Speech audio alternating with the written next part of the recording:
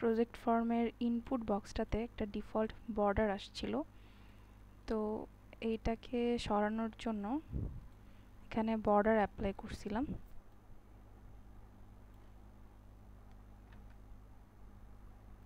তো border apply করার পর যখন ক্লিক করা হচ্ছিল, সেই নীল বর্ডারটা ডিফল্টভাবে যেটা ছিল সেটা সরছিল না। সেটার পেছনে আমি যে নতুন কালার চেঞ্জ করে দিয়েছি সেটা আসছিল, কিন্তু এই নীল বর্ডারটা যাচ্ছিল না।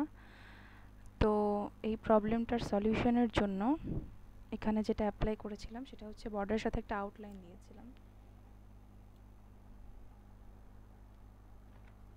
তো আউটলাইন দেওয়ার পরে এটা হচ্ছে রেজাল্ট।